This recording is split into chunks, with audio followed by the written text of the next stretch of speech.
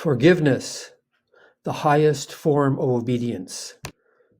My hand shook as I hung up the phone. The bitter wrath of the man on the other end was still vibrating in my soul. His angry and false accusations stung my heart like a swarm of bees. I knew these accusations were false, but that in a sense made the pain worse. Now it was my turn to be angry. I had been misjudged, misused, and maligned, while the attacker was mistaken.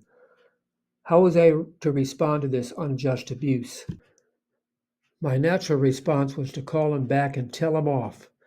But instead, knowing that my natural reaction is rarely godly, I chose instead to lift my soul to God, writing out what I was thinking, feeling, and wanting without editing, including wanting to punch this man in the face. I wanted justice. I wanted him to suffer. I wanted him to take back his hurtful words. Then I asked God what he thought about this. Immediately verses came to mind. Return good for evil. Pray for those who persecute you. And most importantly, forgive as you have been forgiven. Oh, that forgiveness thing again. Opportunities to practice this have been popping up a lot in my life lately. But it was against my nature. I wanted revenge. I wanted to give what was given to me. That brought another verse to mind. Colossians 3:13, which says, "Forgive one another if any of you has a grievance against someone. Forgive as the Lord forgave you." The Lord certainly has a sense of humor. I was misjudged and misused while the attacker was mistaken, and I'm supposed to forgive him? This sparked the idea to do some Bible study on forgiveness. I decided to start in Matthew 18, the story of the unforgiving servant. You probably remember that story. A servant owed the king 10,000 talents. That would be about $400 million in today's money. Because the servant couldn't pay his debt, the king threatened to take all he owned, plus he would sell the servant and his whole family to repay the debt.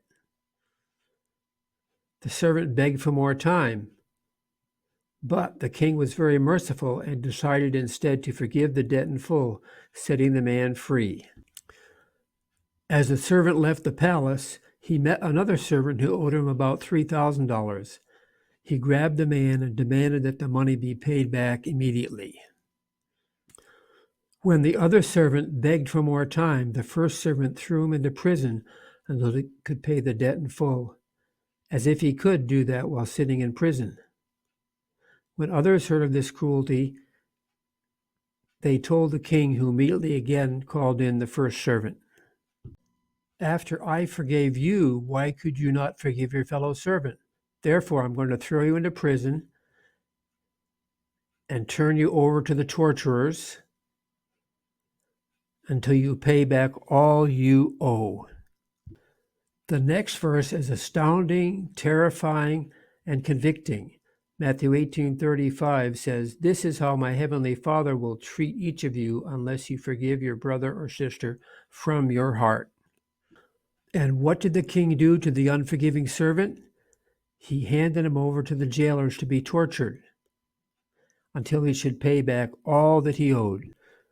If we don't forgive, we'll be imprisoned in our anger, bitterness, and negativeness. And we will be tortured by these. Every time we think of the person who wounded us, we will have a tightness in our stomach and our anger will churn around in our heart. We will become an irritable, angry, and unpleasant person. We may drive our family and friends away. We may lose our job. We may get involved in damaging practices and friendships. But if we forgive, we are protected from all this. Forgiveness sets us free from anger, touchiness, bitterness, and negativeness. Forgiveness has three purposes. First, it honors God as we obey Him. It frees us from a lot of negatives, and it gets us out of the way so God can deal with the person who hurt us. Forgiveness is not just an act, it is a process. After initial decision of the will to forgive the one who hurt us, our feelings are often still churning and hurting. We begin forgiving with an act of the will, but the hurt, the wounds we have in our heart, mind, and emotions take time to heal.